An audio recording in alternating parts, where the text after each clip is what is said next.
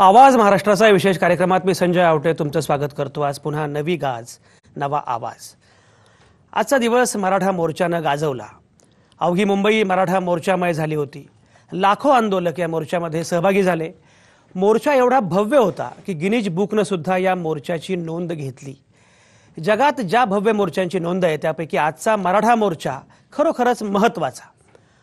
आणि एवढी मोठी संख्या, महाकाय असा मोर्चा असून सुद्धा हा जनसागर मूक होता।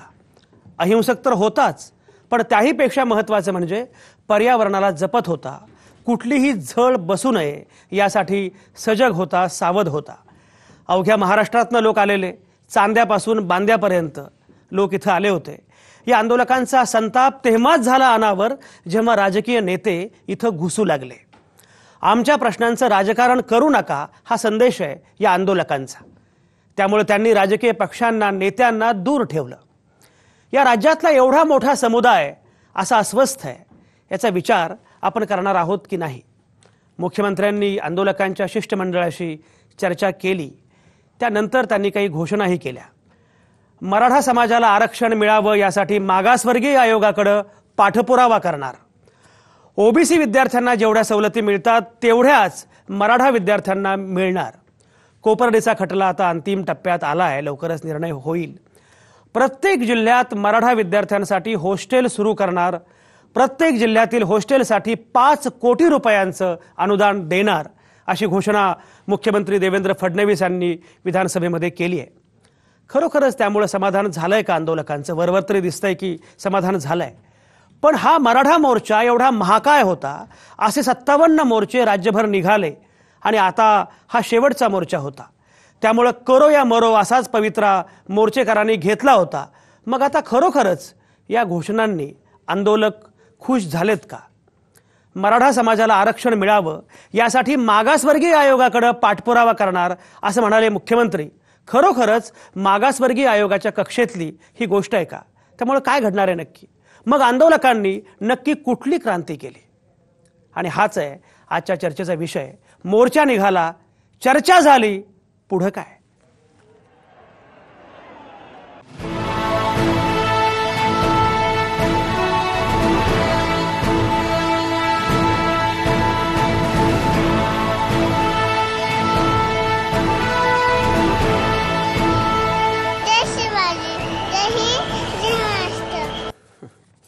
मराठा मोर्चा निघाला, चर्चा झाली, पुढे काय?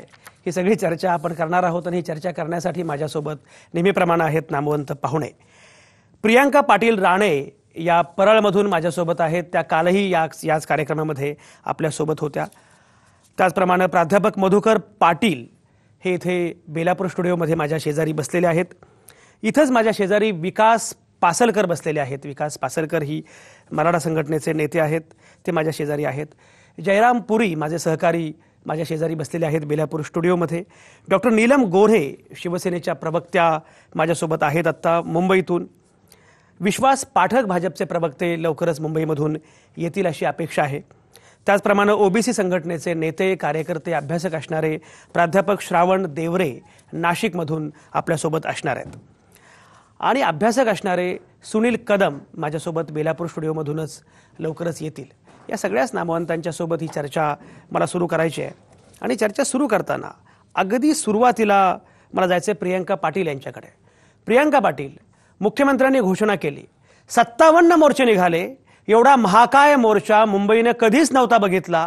तो मोर्चा मुंबईनं पहिल्यांदा बघितला। एवढं सगळं घडलं, त्यानंतर मुख्यमंत्र्यांनी घोषणा केली, काही आश्वासनं दिली। समाधान झालंय का? असं वाटतं का की हीच ती क्रांती आहे ज्या क्रांतीसाठी तुम्ही मोर्चे काढले होते?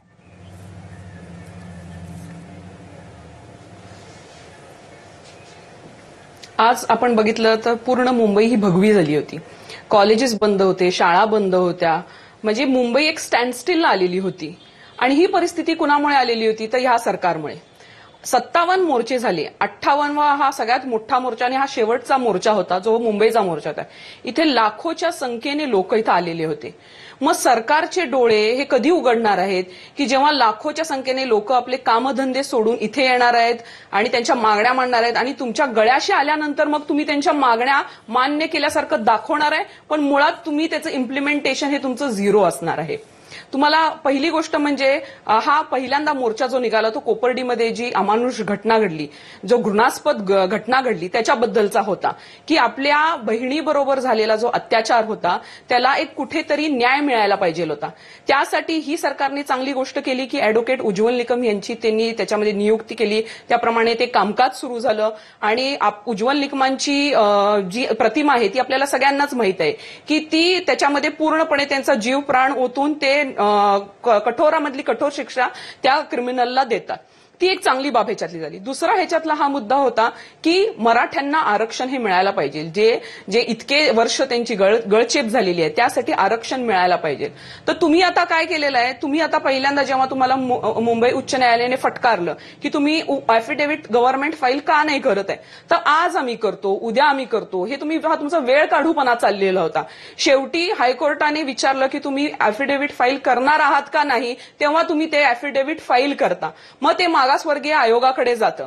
आता मागासवर्गीयचा आयोग जेव्हा आयोगाचा निर्णय जेव्हा येईल त्याला एक टाइम बाउंड लिमिट असली पाहिजे. मुख्यमंत्री साहेबांनी म्हटलं की आम्ही त्यांना रिक्वेस्ट केलेली आहे, विनंती करणे, आम्ही हे करू, आम्ही ते करू, हे करण्यापेक्षा ऍक्च्युअल इम्प्लिमेंटेशन तुम्ही काय करणार आहात हा महत्वाचा विषय इथे आहे.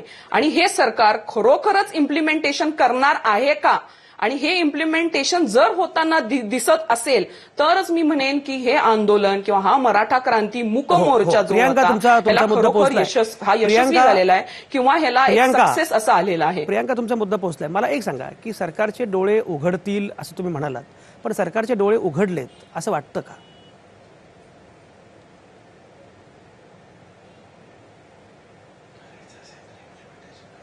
मला असं वाटत नाही की या सरकारचे डोळे उघडलेले आहेत, कारण नागपूरच्या अधिवेशनात सुद्धा ह्यांनी हीच घोषणाबाजी केलेली होती की आम्ही हे अमुक तमुक करू. ह्यातल्या बऱ्याचशा गोष्टी ह्या रिपीट झालेल्या आहेत ज्या त्यांनी आजची घोषणा केली. या सरकारला जी त्यांची स्टेट गव्हर्नमेंटमध्ये त्यांची सत्ता आहे, सेंट्रल गव्हर्नमेंटमध्ये आहे, करायचं झालं तर ते काय वाटेल ते करू शकतात. एका रात्रीत तुम्ही डिमॉनिटायझेशन करता, 5,000च्या नोटा बंद करता, म्हणजे करायचं झालं तर एका रात्रीत तुम्ही ही गोष्ट सुद्धा करू शकता.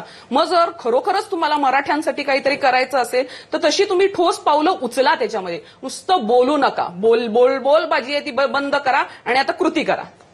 प्रियांका, हा मुद्दा फार महत्वाचा आहे. सुनील कदम आपल्यासोबत आहेत. सुनील कदम, तुम्ही गेल्या बऱ्याच दिवसांपासून हे सगळं फॉलो करता आहात आणि मला सारखं तुम्ही व्हॉट्सअप करताय, मेसेज करता आहात की हे चाललंय, ते चाललंय, हे व्हायला पाहिजे, हे चांगलं घडतंय, हे वाईट घडतंय. एकूण आपण बघतो आहोत की 57 मोर्चे झाले, हा 58वा मोर्चा. एवढे भव्य मोर्चे, महाकाय मोर्चे, असंतोष जो आहे तो आपण बघितला आणि त्याच्यानंतर मुख्यमंत्र्यांनी विधिमंडळामध्ये, विधानसभेमध्ये आज भाषण केलं, घोषणा केल्या. त्यापूर्वी समन्वय समितीला ते भेटले आणि त्यांनी काही मुद्दे मांडले. ते मुद्दे पुढे आले आणि मग प्रश्न असा पडला की अरे या मुद्द्यांसाठी किंवा या मागण्यांसाठी एवढे मोठे मोर्चे निघत होते का? सुनील कदम, कसं बघताय? मुख्यमंत्र्यांनी खरं तर सपशेल फसवणूक केली या मोर्चेकरांची, मराठा समाजाची आणि सगळ्यांचीच. कारण आधी जे काही त्यांनी अनाऊन्स केलं होतं तेच परत अनाऊन्स केलं. त्याच्यामध्ये एकच फरक आहे, तो मला वाटतं स्कॉलरशिपचा, ओबीसीच्या स्कॉलरशिप, ओबीसीना जसं स्कॉलरशिप मिळतं तसंच हे मिळतं. दुसरं एक महत्त्वाची गोष्ट, हे संपूर्ण या गोष्टी स्टेज मॅनेज केल्यासारख्या आज दिसत होत्या. म्हणजे जसं शेतकरी आंदोलनामध्ये जयाजीरावनी जी भूमिका केली तशीच कुठंतरी मला म्हणजे अत्यंत खेदानं बोलावंसं वाटतंय हे की स्वतः छत्रपती तो रोल करतायत की काय. म्हणजे हे या सगळ्यांमध्ये समन्वय आणून आणि मग स्वतः छत्रपती. सुनील कदमांचा हा मुद्दा फार गंभीर आहे. सुनील कदम, मी सविस्तरपणे बोलतो, पण मराठा मोर्चाचे जयाजीराव सूर्यवंशी छत्रपती संभाजीराजे आहेत अशा प्रकारचं विधान सुनील कदम करतायत. विकास पासलकर, कसं बघताय? नाही, आता त्यांनी जे काही दिवसभरामध्ये निरीक्षण केलं असेल किंवा आजच्या घडामोडींमध्ये काय आहे की शेवटी आज मराठा समाज लाखोच्या, करोडोच्या संख्येने त्या ठिकाणी आज रस्त्यावरती उतरला होता. महाराष्ट्रातून आलेला समाज होता. मोर्चेकरांची किंवा सकल मराठा समाजाने आजपर्यंत मुख्यमंत्र्यांकडे आम्ही निवेदनं दिलेली होती. चर्चेला कुणी जायचं नाही जायचे हे सगळे प्रश्न होते.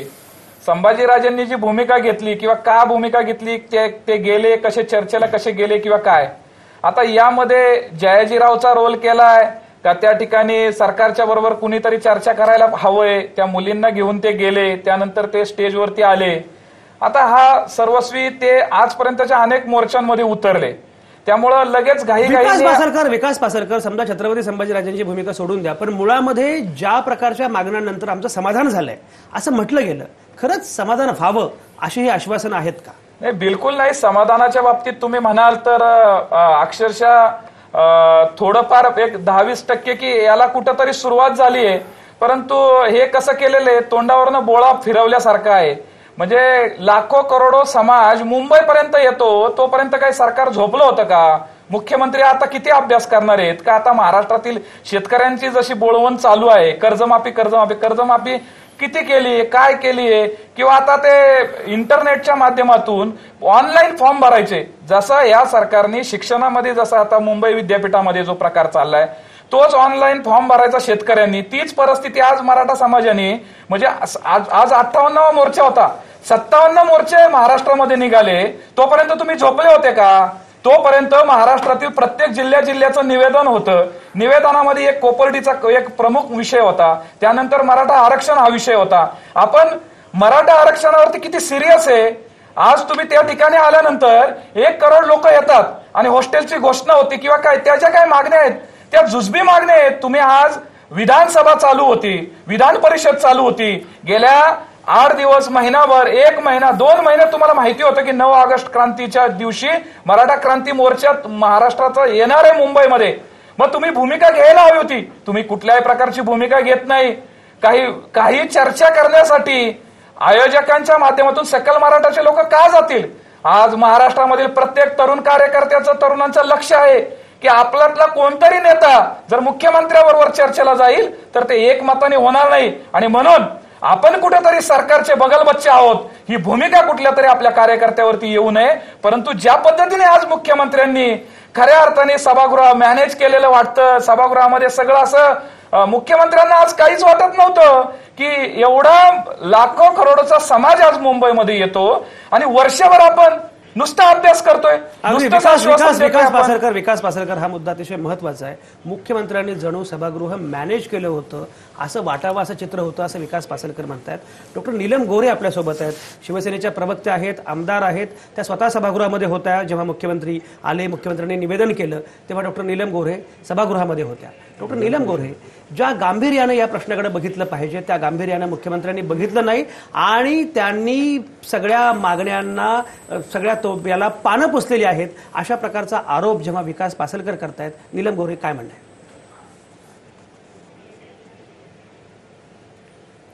एकतर पहिली गोष्ट मला अशी वाटते की आजचा हा मोर्चा 58वा आहे आणि विशेषतः कोपर्डीची घटना घडली त्याच्यानंतर फार मोठ्या प्रमाणात समाजात अस्वस्थता झाली आणि सगळीकडे जनजागृती होऊन सकल मराठा मोर्चाच्या वतीने ठिकठिकाणी मोर्चे निघायला लागले.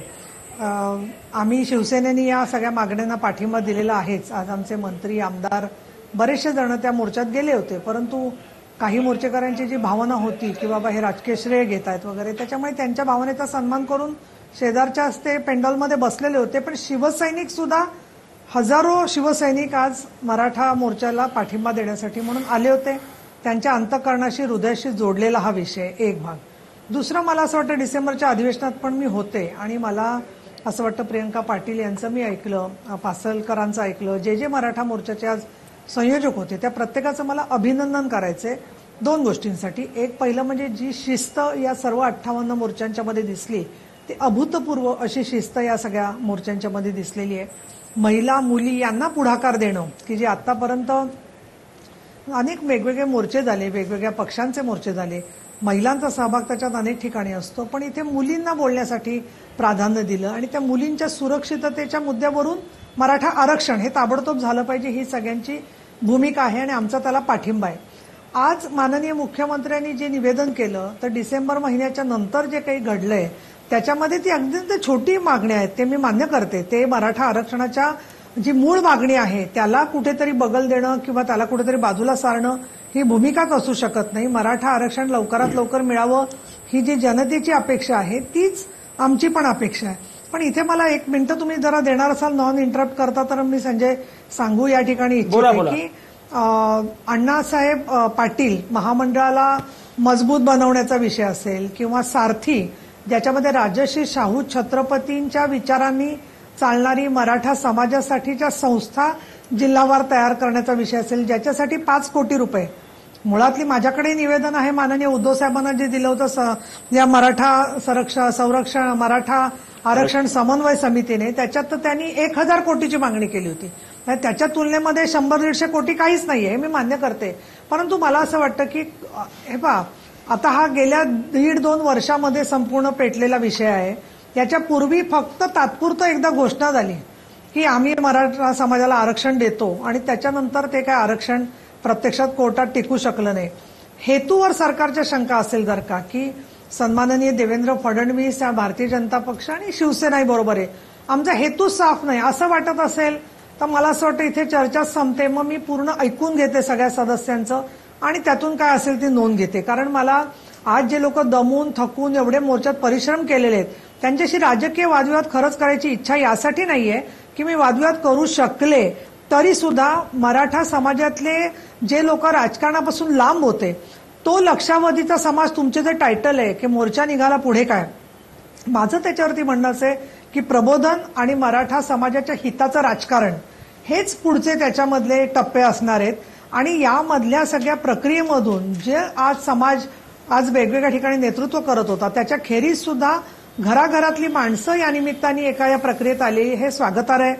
आणि मला इथे सांगायला पाहिजे की या ज्या घोषणा झालेल्या आहेत सारथीची, अण्णासाहेब पाटील महामंडळाच्या संदर्भातली ईबीसीची टक्केची मर्यादा कमी करणं, याच्या खेरीज कोर्टामध्ये हा मॅटर आहे. आमचं म्हणणं असं आहे की तामिळनाडूच्या धर्तीवरती आरक्षणाची मर्यादा वाढवून मराठा समाज आणि इतर सगळ्या समाजांना सामावून घेऊन याबद्दलचा विचार झाला पाहिजे. तामिळनाडूच्या धर्तीवर हा एक चर्चा होऊ शकते, पण शेवटी कोर्टामध्ये कशा पद्धतीने नीलम गोरे तुमचे सगळे मुद्दे पोहोचलेले आहेत. नीलम गोरेंनी जो प्रश्न केलाय उपस्थित, नीलम गोरेंनी जो प्रश्न उपस्थित केलेला आहे विकास पासलकर, सरकारच्या हेतूबद्दल शंका आहे का? आता ताई बोलल्या सरकारच्या हेतूबद्दल किंवा राजकीय मला या ठिकाणी चर्चा करायची नाही. ताई आपण लक्षात घ्या की गेले वर्ष झालं सरकारचे वकील किंवा सरकारची न्यायालयीन व्यवस्था 3-3 महिने केस चालत नाही, 3 महिने वकील जात नाही, किती वेळेसला केस उभी राहिली, मग सरकारचा कुठला मंत्री त्या विषयाकडे लक्ष देतो, कुठला IAS ऑफिसर आपण त्याच्यावरती नेमलेला आहे.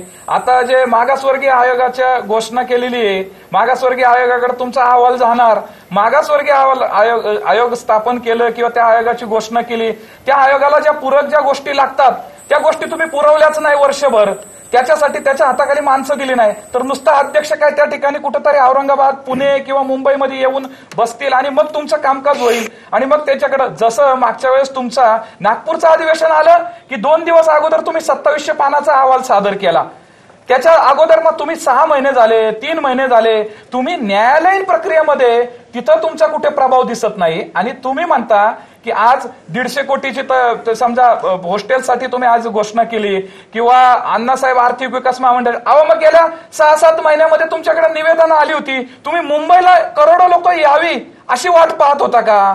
किंवा ती लोक येतील ते अहिंसेचा मार्ग अवलंबलेला आहे, त्यांनी हिंसा करावी, त्याच्यातून काहीतरी वाईट घडावं अशी अपेक्षा मग केल्यानंतर सरकारने आज काय केलं म्हणजे सरकारच्या हेतूबद्दल शंका नाही, पण हेतूबद्दल शंका येण्याचं कारणच एवढं आहे की सरकार ही वाट का बघतं, कुठल्या प्रकारचं या ठिकाणी सरकारचे मुख्यमंत्री किंवा आपण सरकारमध्ये सामील असणारे 2 प्रसंगी सरकारच्या हेतूंबद्दल सुद्धा प्रसंगी सरकारच्या हेतूंबद्दल सुद्धा शंका याबद्दल सांगशक आहे समाज आज. विकास पासलकर, पण तरी सुद्धा सरकार सकारात्मक आहे असं वाटतं की सरकारला काही करायचंच नाही?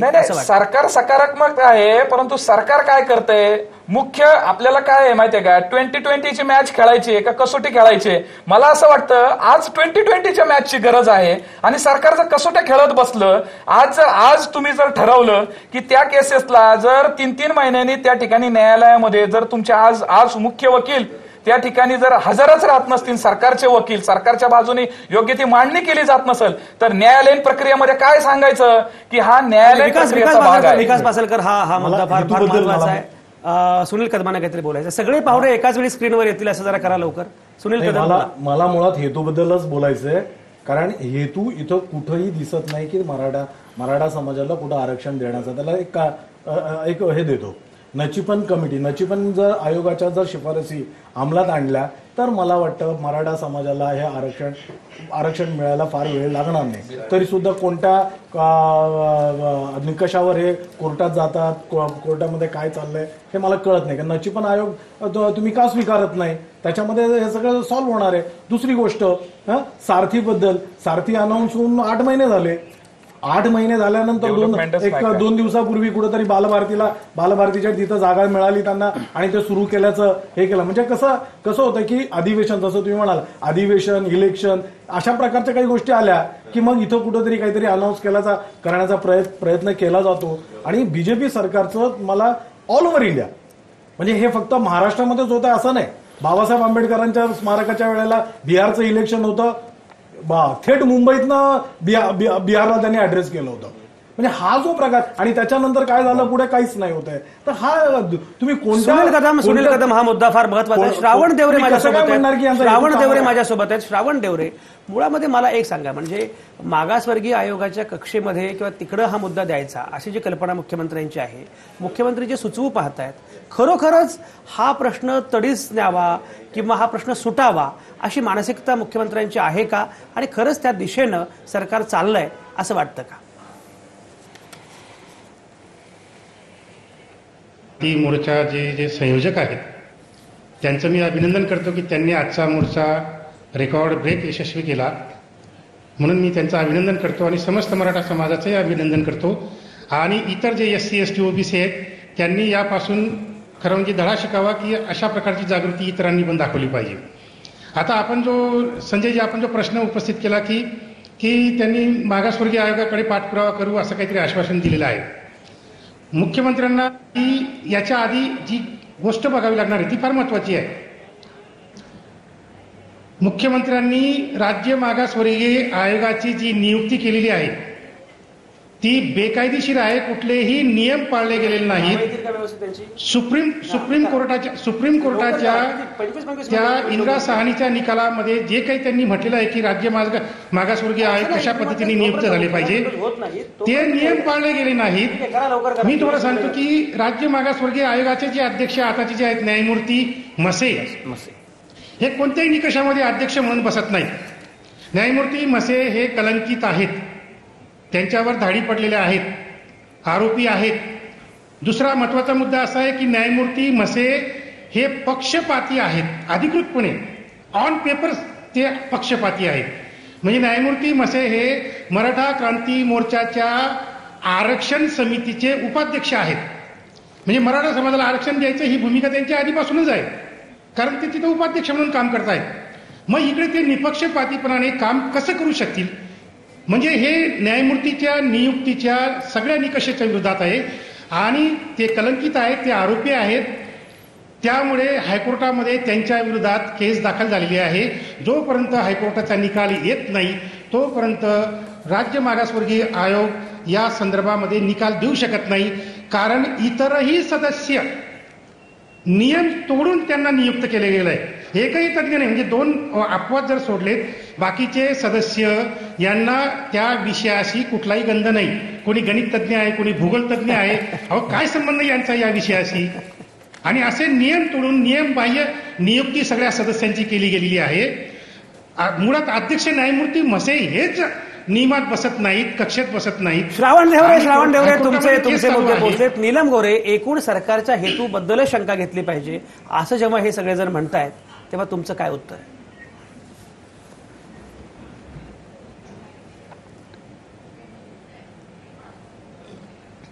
आणि राजकीय लढाईच्या मध्ये 90 सालाच्या सुमाराला मंडल आयोगाचं प्रत्यक्षामध्ये अंमलबजावणी सुरू झाली आणि 95 ते 99 शिवशाहीचं सरकार होतं. 99 पासून ते आता आपण 2015 पर्यंत पोहोचलो. त्या वर्षांमध्ये हेतू साफ होता सरकारचा, 99 पासून ते 2015 पर्यंत, आणि त्यांनी मराठा आरक्षणासाठी प्रामाणिक प्रयत्न केले. परंतु 2016ला हे सरकार आल्यानंतर त्या प्रयत्नांमध्ये बोळा फिरवला असं म्हणणं असेल तर मी थांबते इथे. आम्हाला जरा कळू दे, की काय प्रामाणिक प्रयत्न केले अण्णासाहेब अण्णासाहेब पाटील महामंडळ असेल, मराठा आरक्षणाचा विषय असेल. नाही मला माझं तुम्ही पूर्ण होऊ दे. मग तुम्हाला असं माझी ट्रायलच करायची असेल तर करा तुम्ही. काय ऐकायचं मला याचं उत्तर कळू दे ना. पासलकर आणि सगळ्यांकडून कळू दे ना मला उत्तर याचं. विकास पासलकर बोलतीलच. फक्त तुम्हाला मी हे सांगतो नीलम गोरे की इथे तुम्ही वगळता राजकीय पक्षांचे कोणीही नेते किंवा प्रवक्ते नाहीयेत. त्यामुळे ही चर्चा राजकीय अंगाने जावी अशी माझी अजिबात इच्छा नाहीये. अगोदरच्या सरकारांनी चांगलं म्हणून मला पुढचा मुद्दा असा मांडायचा. सरकारने चांगलं केलं बरोबर. हा मुद्दा नाही. आता मुद्दा असा आहे की या सरकारच्या हेतूबद्दल काय विकास पासलकर बोलतो. ताई आपला गैरसमज आहे. मराठा आरक्षणावरती हे सरकार यायच्या अगोदर महाराष्ट्रातील मराठा सेवा संघ, संभाजी ब्रिगेड, मराठा महासंघ, शिवसंग्राम या संघटनांच्या कार्यकर्त्यांवरती जेवढ्या केसेस आहेत ना तेवढ्या महाराष्ट्रामध्ये आज कमीत कमी 5 ते 10 हजार केसेस आहेत ताई. मग मला सांगा की आता 2016 मध्ये हे सरकार आलं म्हणून मग या सरकारबद्दल शंका आहे किंवा ह्याच्या हेतूबद्दल असा विषयच नाहीये. मागच्या मुख्यमंत्र्याच्या काळामध्ये तुम्हाला शिवनेरीवरती अशोक चव्हाण मुख्यमंत्री असताना आमच्या कार्यकर्त्यांनी हेलिकॉप्टर फोडलं, त्यावेळेच्या केसेस अजून आम्ही हे करतोय. त्याच्या अगोदर विलासराव देशमुख साहेब असताना लातूरमध्ये, औरंगाबादमध्ये हे मोर्चे झाले, याच्यामध्ये केसेस झालेले आहेत, पुण्यामध्ये केसेस झालेले आहेत. आपण असं कसं म्हणू शकता की केवळ फक्त तुम्ही, प्रश्न असा आहे की ज्या वेळेस नारायण राणे समितीचे अध्यक्ष राणे साहेब होते त्यांनी 16% आरक्षण डिक्लेअर केलं. ते 16% आरक्षण पुढे कोर्टामध्ये टिकलं नाही. ते जेव्हा झालं त्यावेळेस त्याच्याबद्दल शंका काय? प्रत्येक मुख्यमंत्र्याबरोबर संघर्ष केलेला आहे आणि 15 वर्ष झाले मागणं गेल्या 30-40 वर्षाचा हा विषय आहे. या विषयामध्ये सातत्याने संघर्ष आहे. त्यामुळे कुठंतरी तुम्ही सरकारमध्ये आहात म्हणून काहीतरी आपल्या विरोधी अशा पद्धतीचा आपण गैरसमज कृपया डोक्यातनं काढून टाका. तुम्ही एक भगिनी म्हणून, तुमच्याबद्दल आम्हाला एक स्त्रीत्वाचा आदर म्हणून, जिजाऊ सावित्री ताराराणी अहिल्याच्या पद्धतीने आम्ही कुठल्याही समाजामधल्या आणि आमच्या विशेषतः सभागृहामध्ये असणाऱ्या प्रतिनिधींना आम्ही आदर्शस्थानी मानतो. त्यामुळे तुम्ही कृपा करून एक सरकारच्या हेतूबद्दल शंका आहे, सरकार काम करत नाही त्याच्याबद्दल बोलायचं नाही तर मला तुम्हीच सांगा, मग आम्ही थांबतो इथं. तुम्हाला काय इथं आमच्याकडे कुठली तुम्हाला पक्षीय, उलट तुमचा विषय आला म्हणून मग पक्षीय मग मला बोलावं लागेल, पक्षीय विषय आला म्हणून बोलावं लागेल. मग मला शिवसेनेचे ज्यावेळेस संजय राऊत ज्यावेळेस या मोर्चाला टीका केली त्यांनी, मुक्का मोर्चा घ्यायला ज्यावेळेस ते चित्र शिवसेनेच्या सामना वर्तमान पत्रामधनं जेव्हा आलं त्यावेळेस मग लोकांच्या भावना काय होत्या हे आपण महाराष्ट्रामध्ये पाहिलेलं आहे. मग ते काही डोक्यात ठेवलंय का? आज तो सुद्धा विषय आम्ही त्या ठिकाणी ती वेळ होती, तो संघर्ष करण्याचा वेळ होती त्यावेळेस केला. मग आपल्याला केवळ फक्त हे सरकार नाहीये किंवा आपल्या डोक्यात असेल की 2015 पर्यंत जे सरकार होते त्याच्याबद्दल असं आपण कृपा करून, आपण एक अत्यंत जबाबदार प्रतिनिधी आहात तर आपण असं कृपा करून बोलू नका. आणि दुसरं, मला देवरे सर आहेत इथं, देवरे सर कुठल्याही व्यक्तीचं, इथं अनेक मंत्र्यावरती भ्रष्टाचाराचे आरोप होतात, अनेक मंत्र्यांवरती न्यायालयीन कारवाई होती, अनेक मंत्री, परंतु आपण त्यांच्यावरती आज न्यायमूर्ती मसे साहेबांच्या गोष्टीबद्दल तुम्ही आरोप करताय त्यांच्यावरती. आणि मग ज्यावेळेस हरिनरके मराठा आरक्षणाच्या समितीमध्ये होते, मग ते समितीमध्ये होते, मग त्यांच्या पक्षपातीपणा कधी आहे त्याच्याबद्दल आम्ही शंका व्यक्त करायच्या का? किंवा मग समितीच्या अध्यक्षांबद्दल शंका व्यक्त करायच्या का? पण आम्ही कुठेही या समितीच्या किंवा कुठल्याही बाबतीमध्ये शंका व्यक्त करत नाही, कारण आम्ही मोठेपणाने तो विषय समजून घेतो की त्याच्यामध्ये जे सदस्य होतोय ते सदस्य वेगवेगळे जात समूहाचे घटकाचे होते म्हणून त्या समूहाला तिथं प्रतिनिधित्व देऊ नये अशा प्रकारची कुठं भावना आपण निर्माण करता. आणि नेहमी आपण जर ज्यावेळेस चर्चेला येता त्यावेळेस हा जातीयवादाचा विषय उकरून काढून काहीतरी आपण निमित्त करता आणि कुठेतरी मग हे इनलिगल आहे, हे लिगल आहे. अहो सरकार आहे, सरकारची भूमिका घेतलेली, अजून तर त्या मागासवर्गीय आयोगाचं कामकाज पण सुरू नाही झालेलं, पण तुम्ही लगेच इनलिगल करून टाकणार. नारायण राणे समिती होती, नारायण राणे समितीवर सुद्धा अधिकार नाहीये. म्हणजे आम्ही काय करतोय, विधिमंडळातल्या लोकांना सुद्धा कायदेशीररित्या, विधिमंडळ हे कायदे बनवणारं त्या ठिकाणी एक ठिकाण आहे, त्या ठिकाणचे जे प्रतिनिधी आहेत त्यांना सुद्धा, त्यांनी बनवलेल्या कायद्याला सुद्धा आपण गैरलागू म्हणतो. मग ही विकास पासलकर तुम्ही तपशिलात बोललेले आहात. श्रावण देवरे काय म्हणणं आहे?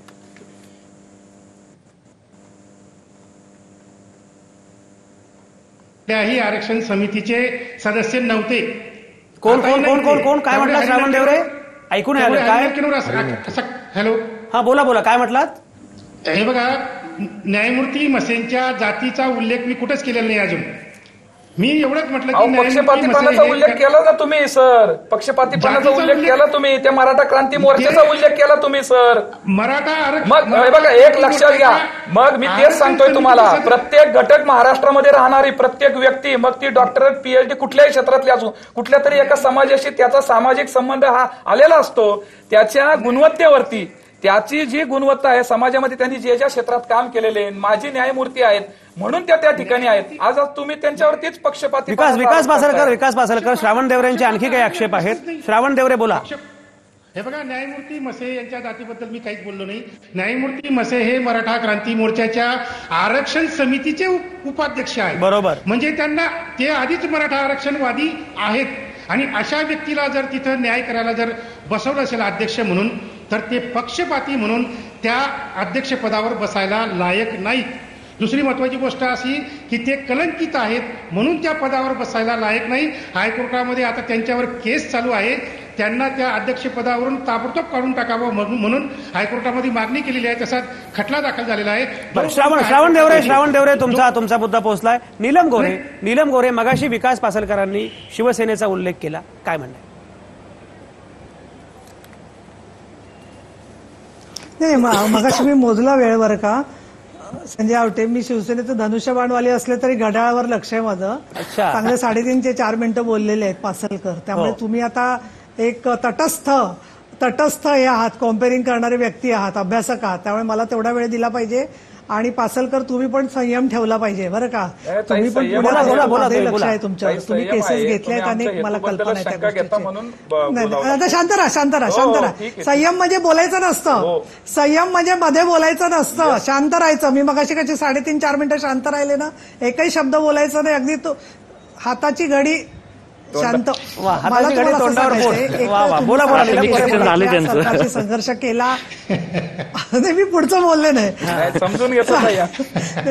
ताई म्हणताय म्हटलं तेवढा मला अधिकार आहे. हे पण तुमच्याबद्दल मला आदर आहे. तुम्ही खूप संघर्ष केलाय सगळ्या जणांनी, आणि एका अर्थाने सगळ्याच मुख्यमंत्र्यांशी तुम्ही वेगवेगळ्या पद्धतीने संघर्ष केला. मी कधीच असं म्हणणार नाही की संघर्ष केलेला नाहीये.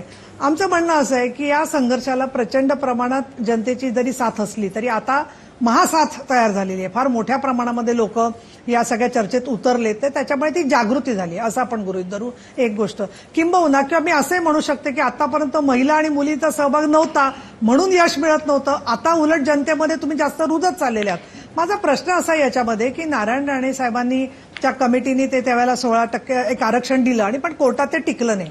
आता ते कोर्टात टिकलं नाही हा दोष ना नारायण राणेंचा आहे, ना त्यावेळेच्या सरकारचा आहे, ना नंतरच्या सरकारचा. ही गोष्ट आज म्हणजे जे काही लोक ऐकतायत त्यांनी समजून घेतली पाहिजे. दुसरा मुद्दा, तुमची जी व्यथा आहे, अरे पूर्ण ऐकू दे. अहो देवरेजी, आता एका बाजूने देवरे आणि एका बाजूने पासलकर, अवघड आहे शिवसेनेचं. पण तरी मी देते उत्तर बरोबर तुम्हाला. मला त्याच्यात असं सांगायचं इथे की या सगळ्या परिस्थितीमध्ये कोर्टाच्या समोर जात असताना आपल्याला जिथे तुम्ही म्हणता ना की वकील गेले नाहीत, मी स्वतः चंद्रकांत दादा पाटलांशी बोलते, स्वतः एकनाथ शिंदेशी बोलते, पण तुम्ही म्हणता ना कोणीच मंत्र्याला काहीच परवा नाही, असं नाहीये.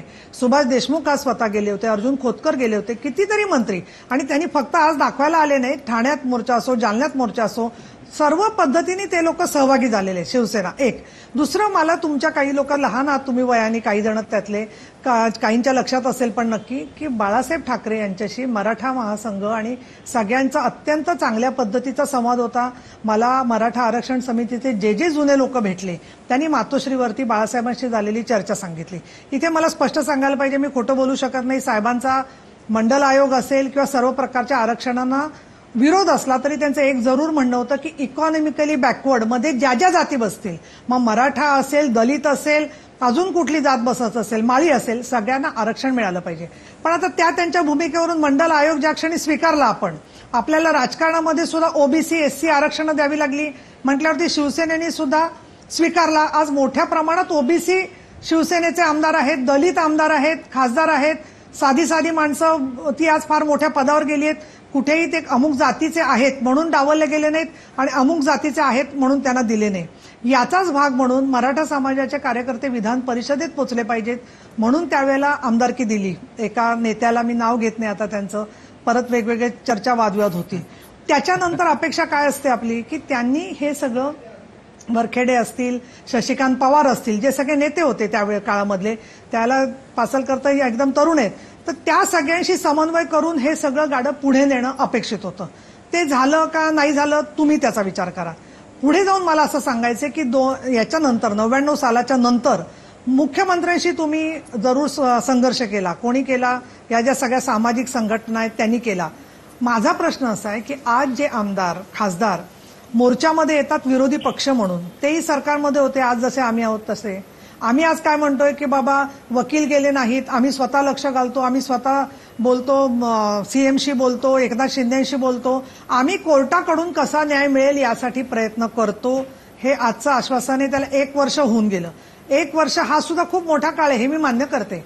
परंतु असं नाही म्हणता येणार की वर्षानुवर्ष काहीतरी आम्ही फसवणूक करतोय आणि तुम्हाला कुठेतरी भुलतापा देतोय. दुसरं नीलम गोरे तुम्ही पण 3.5 मिनिटं बोललेले आहात. नीलम गोरे तुम्ही 3.5 मिनिटं आता बोललेले आहात. तुम्हाला मी तेवढा वेळ दिलाय, तेवढा वेळ दिलाय. 3.5 मिनिटं झाली नाही माझी, 3 मिनिटं झालेली आहेत. तुम्ही एकदम घड्याळ हे नका करू. असं नाही, 3.5 मिनिटं झालेली आहे. नाही, मला एक शेवटचा मुद्दा बोला. नाही, मला एक शेवटचा वाक्य बोलू दे. नाही, एक शेवटचा मुद्दा मांडू दे. मला त्याच्यात एक असा महत्वाचा मुद्दा मांडायचा आहे की पुढच्या काळामध्ये कोर्टाच्या या केसेसच्या बरोबर सरकार भूमिका मांडताना कुठे कमी पडलंय तर त्या प्रतिज्ञापत्रातल्या तुम्ही त्रुटी दाखवा ना काय त्या. त्यामुळे मला असं वाटतं की सरकारच्या हेतूवरती शंका घेऊन लोकांची दिशाभूल नका करू.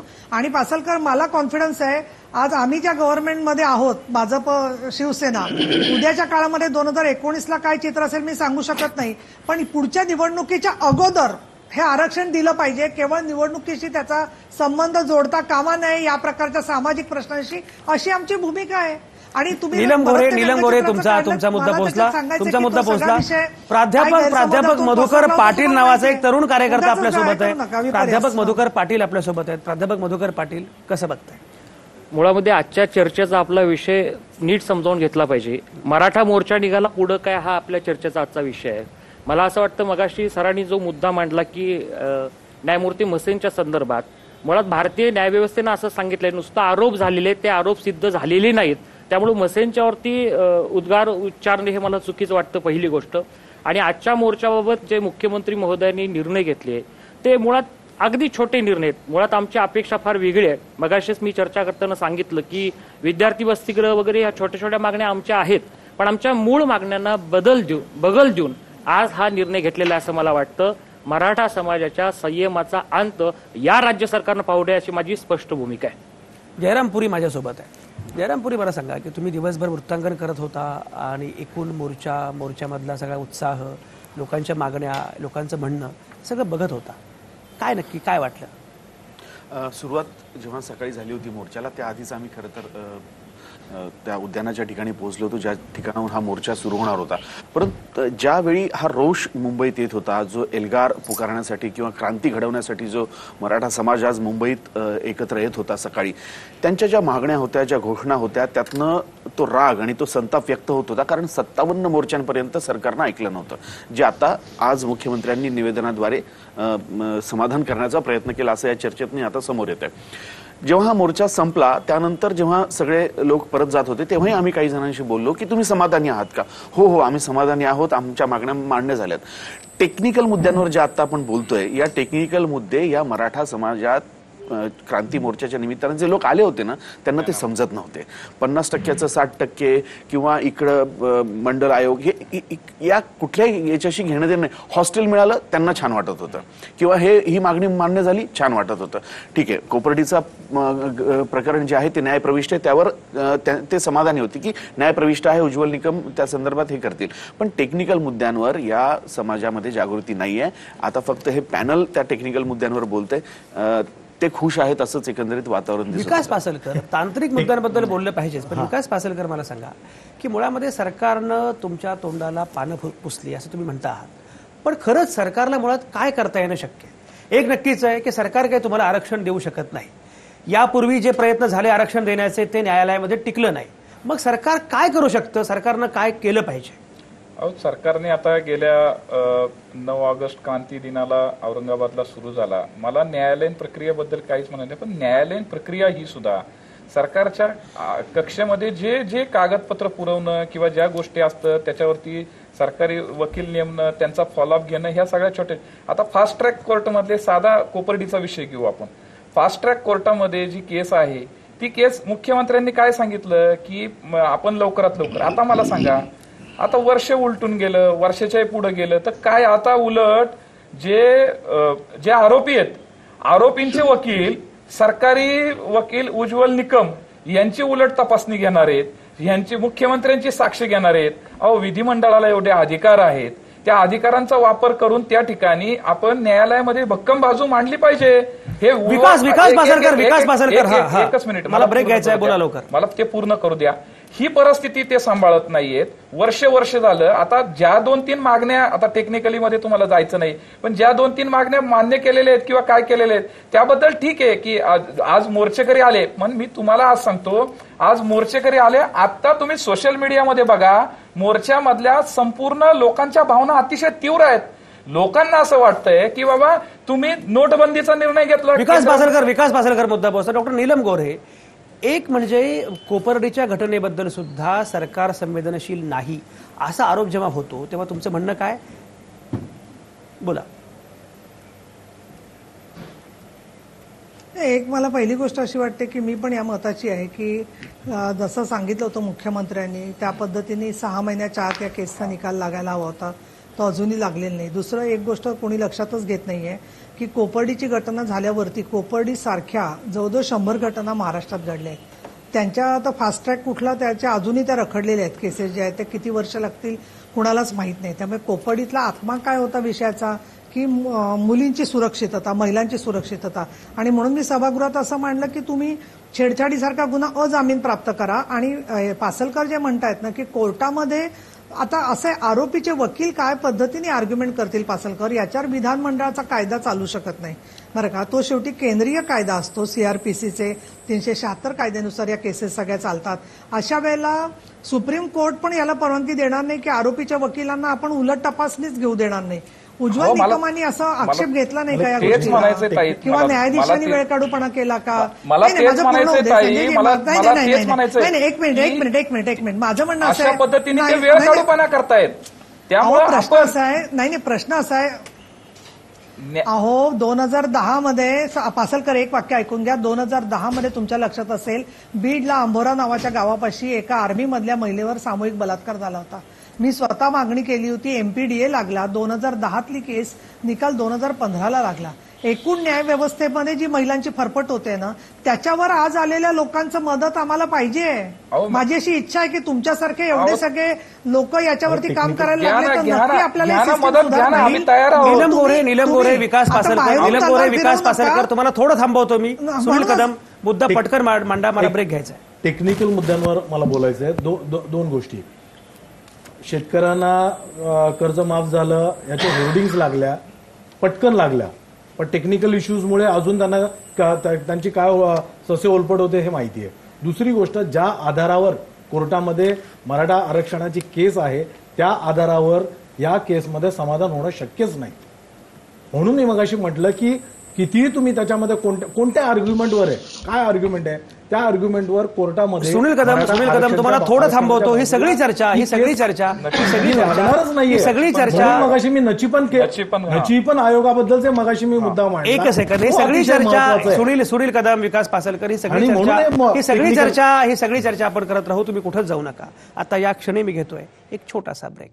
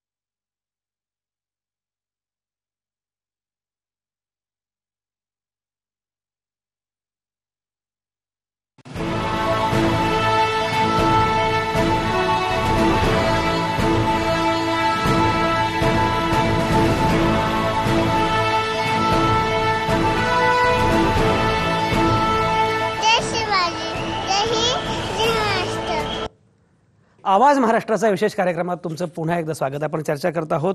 मोर्चा निघाला, चर्चा झाली, आता पुढं काय? आणि सगळी चर्चा सुरू असताना सगळे नामवंत आपापले मुद्दे प्रभावीपणे मांडतायत. विकास पासलकर, मला एक सांगा की मुळामध्ये तुम्हाला जे वाटतंय की सरकारच्या हेतूविषयी शंका आहे एक, दुसरं म्हणजे सगळ्याच पक्षांचे आमदार ज्या पद्धतीनं आक्रमकपणे त्यांनी भूमिका घ्यायला पाहिजे होती तशी घेतली जात नाही असं वाटायला कारण काय, लॉजिक काय? काय झालं की गेल्या या 57 मोर्चांमध्ये पाहिलं आम्ही की समाजाचे घटक म्हणून, समाजाचे सेवक म्हणून, समाजाचे आमदार म्हणून मोर्चामध्ये उतरतायत, मोर्चामध्ये येत आहेत किंवा भूमिका मोर्चाकरांना आनंद वाटावा किंवा मी समाजाचा घटक आहे म्हणून दिसतंय. परंतु आमच्याकडे ज्या पद्धतीने विचारधारा असायला हवी, म्हणजे विधान भवनाच्या बाहेर छत्रपती शिवाजी महाराज, डॉक्टर बाबासाहेब आंबेडकर, महात्मा फुले, शाहू महाराज यांचे पुतळे विधान भवनाच्या बाहेर बसवायचे आणि त्यांच्या विचाराने आज जसं आतमध्ये जे काम चाललं पाहिजे, तर मराठा क्रांतीच्या मोर्चामध्ये फक्त सहभागी व्हायचं आणि मराठा समाजाच्या प्रश्नाच्या संदर्भामध्ये सभागृह आज खऱ्या अर्थाने विरोधी पक्षाच्या आमदारांनी डोक्यावरती घ्यायला पाहिजे होतं. लाखो करोडचा समाज आज आमचा येतो, परंतु आम्हाला आज सभागृहामध्ये आमच्या आमदारांकडनं जी अपेक्षा होती ती अपेक्षा कुठं दिसलीच नाही. मुख्यमंत्र्यांनी आज जे काही प्रश्न सोडवले ते सोडवायला 1 वर्ष का थांबावं लागलं? मला नवीन असा अजेंडा आज मुख्यमंत्र्यांनी काय दिला आमच्या समाजाला? विकास पासलकर, भाजपचे प्रवक्ते विश्वास पाठक आता आपल्यासोबत आहेत. विश्वास पाठक, मुख्यमंत्र्यांनी तोंडाला पानं पुसली असं विकास पासलकर म्हणतायत. विश्वास पाठक काय म्हणतायत?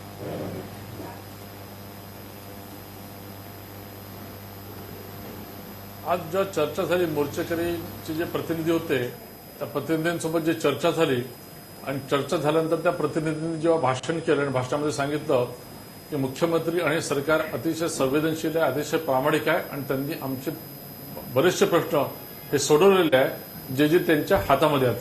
ज्या गोष्टी त्यांच्या हातामध्ये नाही आहेत त्या दृष्टीने पाठपुरावा करून टाइम बाउंड मॅनरमध्ये ते देखील प्रश्न सोडवले जातील हे देखील त्यांनी सांगितलेलं आहे. मला असं वाटतं की वर्षानुवर्षे मराठा आरक्षण या विषयावरनं ज्यांचं एक म्हणजे मला राजकीय स्वरूप द्यायचं नाही आहे, पण ज्याला एक आपण दुकानदारी म्हणून या दुकानदारीलाच कुठेतरी तडा गेला का? कारण आता हा प्रश्न बऱ्यापैकी या सरकारने सोडवलेला आहे. सरकार पुढे जात आहे, पाठपुरावा करणार आहे आणि जो कोर्टामध्ये हा विषय आहे तो कोर्टामध्ये देखील हा प्रश्न सोडवला झालेला आहे. आता या सरकारने काय काय केलं? खरं मुळामध्ये प्रश्न असा आहे की 1965 पर्यंत हे मराठ्यांचं आरक्षण होतं. ते गेल्यानंतर आपण आधीच्या सरकारने काय केलं की मंडल आयोग जेव्हा लागू होणार होतं तेव्हा आपण बाजू का कमकुवतपणे मांडली? कालेलकरांचा अहवाल असो किंवा न्यायमूर्ती बापटांचा असो, त्या सगळ्या शिफारशी आपण का बरं नाकारल्या? याला सगळं हे आधीचं सरकार जबाबदार आहे. मात्र जेव्हा 1914 मध्ये 48च्या अगेन्स्ट फक्त 42 त्यांना जागा मिळाल्या तेव्हा घिसरगारी त्यांनी एक अध्यादेश काढला. त्यांनी कायदा देखील करण्याचा प्रयत्न केला नाही. या सरकारने आल्याला काय केलं तर तो कायदा केला, कायद्यात रूपांतरित केलं. हरीश साळवेंसारखे आणि त्यांच्या चमूमध्ये रवी कदम असो, थोरात असो, अशी एक चमू उभारली आणि हे प्रकरण मोठ्या शिताफीने हे हाताळण्याचा प्रयत्न करत आहे. या सरकारच्या प्रामाणिकपणाबद्दल कोणाच्या मनामध्ये शंका नाही आहे. आजच्या ज्या विद्यार्थिनी होत्या त्यांनी देखील ते बघितलेलं आहे आणि ज्या ज्या गोष्टी सरकारच्या हातामध्ये त्या सगळे निर्णय सरकारने घेतलेले आहेत. मात्र कोर्टाच्या माध्यमातून जी केस आपल्याला पुटअप करायची आहे, स्टडी करायची आहे, अगदी त्या दृष्टीने विश्वास पाठक तुमचा मुद्दा पोहोचला. विकास पासलकर, हो बरोबर. विकास पासलकर, मगाशी उल्लेख केला की पाठकांनी की मराठा समाजाच्या किंवा या मोर्चांच्या नावाखाली काही जणांची दुकानदारी सुरू आहे, त्यांना त्रास झालेला आहे, प्रत्यक्षात सरकार प्रामाणिक आहे. विकास पासलकर, कुठली दुकानदारी सुरू आहे? नाही, मला तेच विचारायचंय पाठकांना की बाबा भाजप सरकार आहे, शिवसेनेचं सरकार आहे, याच्यामध्ये कोण आपल्याकडे दुकानदारी मागायला आलं का? तर जर कुणी आलं असेल तर त्याची नावं आपण ओपन करा. मी आपल्या चॅनेलच्या माध्यमातून सांगतो, कारण गेल्या वर्षभर मराठा क्रांती मोर्चाचे जे सकल मराठा समाजाचे प्रतिनिधी आहेत ते ह्या गोष्टी करताच मुख्यमंत्र्यांबरोबर चर्चेसाठी येत नाहीये की समाज आपल्याला काय म्हणेल. त्यामुळे जे दुकानदारी आहे तुमच्या डोक्यामध्ये अनेक वर्षाची चालू आहे, दुकानदारी स्वतःच्या अंगावरती केसेस घेऊन लोक दुकानदाऱ्या करत नसतात. आणि जे जे निर्णय आज आम्हाला मुख्यमंत्र्यांबद्दल किंवा त्यांच्या हेतूंबद्दल शंका काय आहे की वर्षभर नवीन काही नाही झालं हो. आज नवीन जे काय घडलेलं नाही ना, त्यामुळे असं विकास वाटतं विकास पासलकर की विकास बा- पासलकर तुमचा मुद्दा पोहोचलाय. विश्वास पाठक तुम्ही येण्यापूर्वी सुनील कदम सुरुवातीला एक मुद्दा मांडत होते. सुनील कदमांचं म्हणणं असं आहे की छत्रपती संभाजीराजे यांचा रोल, यांची भूमिका संशयास्पद आहे. सुनील कदम तुमचा मुद्दा मांडा, म्हणजे पाठक उत्तर देतील. नाही, मी सरळ म्हणजे माझा मुद्दा हा होता की जो रोल शेतकरी आंदोलनामध्ये संजयजी. जयाजीराव येतो मी, बोला. सूर्यवंशींनी जो रोल केला होता तोच कुठेतरी रोल करताना स्वतः म्हणजे साक्षात संभाजी महाराज असा रोल करताना म्हणजे सुनील कदम मुद्दा पोहोचलाय. विश्वास पाठकांना उत्तर, विश्वास पाठकांना बोलू आणि ते द्या. स्पष्ट दिसत आता होतं. आपला वेळ फारच कमी आहे आपल्याकडे शिल्लक, त्यामुळे सगळ्यांनी 30 सेकंदांमध्ये आपला मुद्दा मांडायचा आहे. विश्वास पाठक.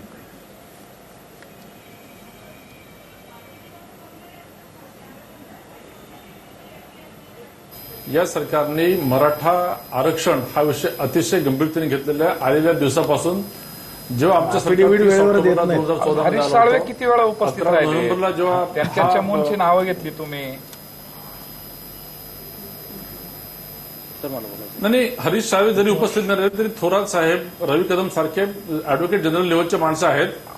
जेव्हा योग्य अहो, वेळ पाठक येते, साहेब, तुमचे नागपूरच्या conclusive अधिवेशनाच्या evidence आदल्या असतात, दिवशीचा ते हरीश अहवाल साळवे देखील सादर येणार होतो. असतात. आवटी सर मला बोलायचं. आमचा त्यामुळे मुद्दा हरीश साळवे ना, आलेल्यामुळे मुद्दा आम्हाला- आरक्षण हा खूप अतिशय जिव्हाळ्याचा आहे. आज लाखो करोडो लोक जी आली त्यांच्या भावनांचा कधीतरी कदर करणार आहे का नाही? किंवा कसं आहे की शंका सरकार म्हणून मुख्यमंत्र्यांकडे मागणी करणं हा गुन्हा नव्हे, परंतु सरकार ज्या संवेदनशीलतेने, तुम्ही म्हणताय संवेदनशील आहे, पण संवेदनशीलता आज आलेल्या ग्राउंडवरच्या लोकांना विचारा. आज काय होतं, जनता भरपूर आहे, ती साधे भोळे लोक आहेत, त्यांना असं वाटलं आपल्या मागण्या खूप खूप मंजूर झाल्या. असं काही नाहीये. मुख्य जे आहे ना, मुख्य काय झालंय, हत्ती दाखवायचा आणि सर्कस बंद करायचा हा सगळा प्रकार झालेला आहे. कोल्हापूरमध्ये अशा प्रकारची एक म्हण आहे. असा प्रकार झालाय तो. विश्वास पाठक पाठकजी, मला एक एक सेकंद, गोष्ट विश्वास स्पष्ट पाठकांना करायची. उत्तर देऊ द्या. विश्वास पाठकांना बोलू द्या. मधुकर पाटील. पाठकजी, मला एक प्रश्न उत्तर द्यायचं आहे तुम्हाला की तुम्हाला दुकानदारी करणारी नावं माहिती असेल तर तुम्ही जाहीर करावी, आणि माहिती नसेल तर तुम्ही माफी मागावी, असं माझं स्पष्ट मत आहे. त्याचं कारण असं आहे, तुम्ही गेल्या समाजाच्या- 58 मोर्चामध्ये संपूर्ण महाराष्ट्रात कुणी समाजाच्या दुकानदारी केलेली नाही. कार्यकर्त्यांवरती- सकल मराठा समाज एकीला आलेला आहे. तुम्ही आज भाजपच्या मुंबईच्या प्रवक्त्यामधून आझाद सर पहिल्यांदा त्यांना ते मैदानावरती विचारा. 80 वर्षाची 75 संजयजी, मला वर्षाची बोलू आजी द्या. स्वतः आली होती. नीलम गोरे थांबा जरा. विश्वास पाठक आता आले. थांबा जरा. तुम्ही स्वतः आली या मोर्चामध्ये सगळे कोण? स्वाभिमानी आहेत. पाठकजी, व्यक्ती दोषातून तुम्ही आरोप करू नका, नाही, असं माझं स्पष्ट मत आहे. व्यक्तिदोष एका आणि आज जातीय जे दोष आहे तुमच्या मुख्यमंत्र्यांनी डोक्यामध्ये. या ठिकाणी जे जाहीर केलं ना, 5 कोटी विद्यार्थी वसतिगृह, 5 कोटीमध्ये शहरामध्ये जागा तरी विकत मिळते का हो? मुंबई तुम्ही पुण्यामध्ये अभ्यास जागा करा. घेऊन दाखवा. कोपर्डीच्या घटनेच्या बाबतीत 1 वर्षात निर्णय देतो म्हणून सांगितलं. 1 वर्ष 6 झालं या महिन्यात. गोष्टीला, 6 महिन्यात 6 सांगितलं. महिन्यात, 5 1 लाख. वर्ष झालं अजून त्याचा निर्णय नाही. आरोपीचे वकील सांगतात उज्ज्वल निकमांची उलट तपासणी घेतो. कुठल्या अधिकाऱ्यांनी ते म्हणतात? तुम्ही जे आरोप नाही, करताय ते सरकारचे पूर्णपणे वकील काय चुकीचं आहे. करतात? अण्णासाहेब पाटील आर्थिक विकास महामंडळाच्या बाबतीत सुद्धा हेच वर्षापूर्वी झालं. पाहिलं गेली होतं. सातत्यानं आमची मागणी आहे की या अण्णासाहेब महामंडळाच्या माध्यमातून महामंडळ. गरिबांचे प्रश्न सोडावे. ते सुटलेले नाहीत. या फक्त कागदावरच्या योजना आहेत. हे सरकार गेलं तर हे प्रश्न सुटणार नाहीत, असं माझं स्पष्ट मत आहे. आणि म्हणून तारीख पे तारीख दाखवण्यापेक्षा प्रत्यक्ष कृतीची गरज आहे. आणि ती कृती करायची असेल तर मुख्यमंत्र्यांनी स्वतः धमक दाखवून हे निर्णय घेतले पाहिजेत. तुम्ही एका दिवसात जर नोटबंदीचा निर्णय घेत असाल तर एका दिवसात तुम्ही महाराष्ट्रामध्ये मराठ्यांच्या आरक्षणाचा प्रश्न मार्गी लावू शकता. आणि त्यासाठी कठोर निर्णय घेतले पाहिजेत सरकारबरोबर असणाऱ्यांनी सुद्धा. प्राध्यापक- आणि सभागृहात प्राध्यापक सुद्धा मधुकर याच्यावरती पाटील. चर्चा झाली नाही. माझे आमदार खासदारांना सगळ्यांना प्राध्यापक विनंती मधुकर आहे, पाटील चर्चा करा प्राध्यापक त्याच्यावरती. मधुकर पाटील तुमचा मुद्दा पोहोचला. विश्वास पाठक माफी मागणार का? त्यांचं म्हणणं असं आहे की दुकानदार म्हणालात तुम्ही. माफी अशा मागितली पद्धतीने पाहिजे. तुम्ही तुम्ही भाजपचे माफी मागितली प्रवक्ते. पाहिजे. तुम्ही तुमच्या प्रवक्ता. पक्षाने ही तुम्हाला तयारी पक्षाची करून भूमिका आहे, पाठवलेलं तुमची आहे भूमिका का? आहे. म्हणजे मराठा आरक्षणामध्ये मराठा समाज जो आला तो दुकानदारी करायला आला होता का आज सगळा? ही किंवा ज्या भूमिका तुमची संघटना आहेत त्या चुकीची आहे. दुकानदारी करतात का? वर्ष मुख्यमंत्र्यांबरोबर चर्चा करण्यासाठी जात संजयजी, नाहीये. मराठ्यांना अशा हजारो वर्षाचा पद्धतीने इतिहास आहे. तुम्ही पहिल्यांदा महाराष्ट्रातील मराठा समाजाच्या माफी मागा. भावना माफी माफी मागा मागा पहिल्यांदा या नाहीतर चॅनलच्या तुम्ही माध्यमातून. चर्चेला थांबू नका इथं. संजय तुम्हाला नीलम आई- गोरे आई- माफीचा तुम्हाला मुद्दा आई- चाललाय. आई- त्यांच्याकडे मला आई- गेलं पाहिजे की नाही, आई- असं काय वापरता करताय? तुम्ही. दुकानदारी विश्वास अशा पाठकांना ते पद्धतीची माफी मागा असं पाठकांची. म्हणतायत. मला तो मुद्दा बोलू जरा द्या. स्पष्ट होऊ आम्ही द्या. आज- थांबा एक सेकंद. विश्वास पाठक काय चुकीचं बोलले मला नक्की? बोल- विश्वास पाठक का तुम्ही मला का सांगा, रागावला तेवढं? दुकानदार- विश्वास पाठक काय म्हणणं आहे? मला बोलू द्या. हा, नाही, मला एवढंच सांगायचं आहे की मी जेव्हा दुकानदारी शब्द वापरला तेव्हा या सगळ्यांना एवढं एक्साइट व्हायची आवश्यकता नव्हती. तुम्ही चुकीचं सांगा, बोला. तुम्ही मराठा समाज, समाजाचा तुम्ही आठवडा 10,000 अपमान लाखांच्या करताय. संख्या या वाढवून दरम्यान ठेवतो. सकल मराठा त्यांनी क्रांती काम म्हणून मोर्चाच्या सगळ्या राजकीय निमित्तानं नेत्यांना स्वाभिमानी लोक आणि रस्त्यावर काम म्हणजे चालले. सगळ्यांना माता बाजूला भगिनी सारलं. काम सगळं काय ते सुरू. विद्यार्थ्यांना अस्तित्वासाठी, डायरेक्ट बोलायचं अस्मितेसाठी सरकारशी. एकत्र आलेले आहेत. नाही दुकानदारीचा अर्थ सांगा तुम्ही. तुम्ही तेच दुकानदारीचा म्हणतोय. अर्थ सांगा. त्यांचा सगळ्यांवरचा विश्वास उडालेला आहे. कुणावरचा? नाही संजय का आम्हाला आणि महिला इतक्या मोठ्या संख्येने इथे आलेल्या आहेत. मला काय वाटतं महिला इतक्या मोठ्या संख्येने इथे आलेल्या आहेत, तर त्या ह्याच्यात दुचाकीचं कसं काय म्हणू शकतो? असा माझा प्रश्न आहे त्यांना. समाज सर्वांना बाजूला सरकतो तुम्ही राज्यातल्या सत्तेत असणाऱ्या पक्षाचे प्रवक्ते म्हणून या ठिकाणी बोलत आहात. आपली भूमिका ही पक्षाची भूमिका आहे का? सांगा तुम्ही का अनावधानाने तुमच्या मुखातून हा शब्द आला? या सकल मराठा क्रांती मोर्चामध्ये 15-15, 20-20 एक वेळ जोड आमचा मराठा आंदोलनासाठी येतोय. एसटीला पैसे घेऊन येतो, कष्टाचे पैसे घेऊन या मोर्चाच्या निमित्ताने येतो आणि मराठा क्रांती मोर्चाला बरं ऐका एक सेकंद, विश्वास पाठकांना बोलू द्या. विश्वास पाठक बोला. नीलम गोऱ्हे मी येतो की या मराठी मला असं 2 मिनिटं मागून बोलायचं, तुम्ही असं काय कोणी करताय? त्यांना देता का नको आहे? कारण यांचा सगळ्यांवरचा विश्वास उडालेला आहे. सगळ्यांवरचा यांचा विश्वास उडालेला आहे. विश्वास पाठक ते जाऊ द्या ना, मुद्दा काय आहे? ज्यांना आधी स्कॉलरशिप आहे त्यांना स्कॉलरशिप मिळत नाहीये. ही किती फसवणूक करताय तुम्ही? आता जी तुम्ही स्कॉलरशिप आज जाहीर केली मराठ्यांना, ओबीसी आणि एससी एसटीच्या स्कॉलरशिप अडकून पडल्यात. 150 Tata institute of social science मध्ये 150 विद्यार्थी ऍडमिशन घेतात. यावेळेला फक्त 20 विद्यार्थ्यांनी ऍडमिशन घेऊ शकले, कारण त्यांना स्कॉलरशिप तुम्ही नाकारली आहे. तुम्ही बंद केली स्कॉलरशिपचा. सुनील कदम तुमचा मुद्दा पोहोचला. माझा वेळ संपत आलाय. नीलम गोऱ्हेंना काहीतरी बोलायचंय. नीलम गोऱ्हे बोला. नाही मला मी अगदी थोडक्यात घेते. पहिली गोष्ट म्हणजे मागापासून सुनील कदमाने जो नचिपन कमिटीचा अहवाल सांगितलाय त्याच्या चर्चेचा सारांश म्हणून मी तुम्हाला सामच्या तर्फे जाहीर निमंत्रण देते की उद्या विधानभवनात या तुम्ही.